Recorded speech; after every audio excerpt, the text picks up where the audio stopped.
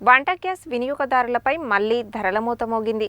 వివిధ కారణాలతో gas cylinder ధరలను పెంచుతూ పెట్రోలియం సంస్థలు నిర్ణయం తీసుకున్నాయి. ఒక్కో సిలిండర్పై 50 రూపాయలను పెంచుతూ పెట్రోలియం సంస్థలు నిర్ణయించాయి. గ్యాస్ సిలిండర్ ధరల పెంపుపై ఫోకస్. నల్గొండ జిల్లాలో Bharat, Hindustan petroleum, Indian oil కంపెనీల కింద 6,18,701 గ్యాస్ కనెక్షన్లు ఉన్నాయి. ఇందులో జనరల్ కనెక్షన్లు 4,76,748, దీపం కనెక్షన్లు 82,209, ఉజ్వల యోజన కనెక్షన్లు 59,744 ఉన్నాయి. సగటున నల్గొండ జిల్లాలో 1,55,000 సిలిండర్లు రీఫిల్ చేస్తారు. ఒక్కో సిలిండర్పై 50 రూపాయలను పెంచుతూ పెట్రోలియం సంస్థలు నిర్ణయించడంతో జిల్లా వాసులపై అదనంగా ప్రతి నెల 80 లక్షల రూపాయల అదనపు భారం పడనుంది. ప్రస్తుతం 876 రూపాయల 50 పైసలు ఉన్న సిలిండర్ ధర తాజా పెంపుతో 926 రూపాయల 50 పైసలకు పెరిగింది.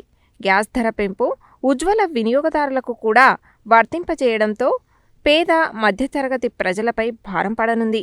ఇటీవల వాణిజ్య గ్యాస్ సిలిండర్ ధరలను తగ్గించిన పెట్రోలియం సంస్థలు గృహ వినియోగదారులు వాడే సిలిండర్పై 50 రూపాయలు పెంచడంతో పేద, మధ్యతరగతి ప్రజలపై అధిక భారం పడనుంది.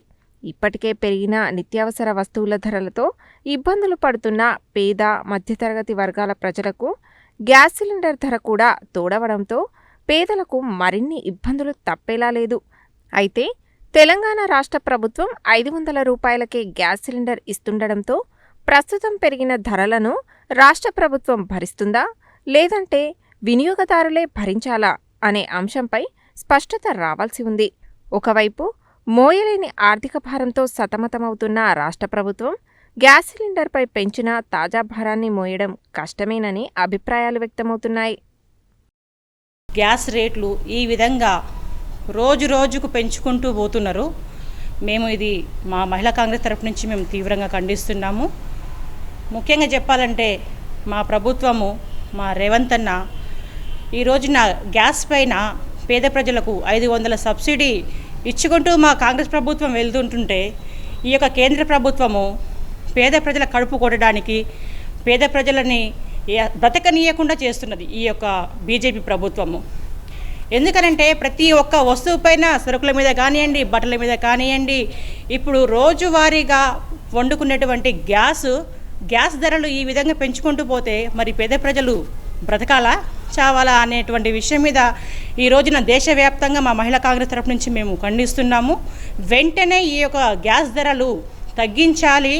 అదేవిధంగా మా యొక్క కాంగ్రెస్ ప్రభుత్వం ఇచ్చినటువంటి సబ్సిడీ 500 రూపాయలు మేము అమలు చేస్తూ ఉంటుంటే వాళ్ళు పెంచుకుంటూ పోతున్నారు. ఈ యొక్క విషయం మీద మేము చాలా ఖండిస్తున్నాము, తీవ్రంగా ఖండిస్తున్నాము. వెంటనే గ్యాస్ ధరలు తగ్గించాలని చెప్పేసి మహిళా కాంగ్రెస్ తరపు నుంచి నేను డిమాండ్ చేస్తున్నాను.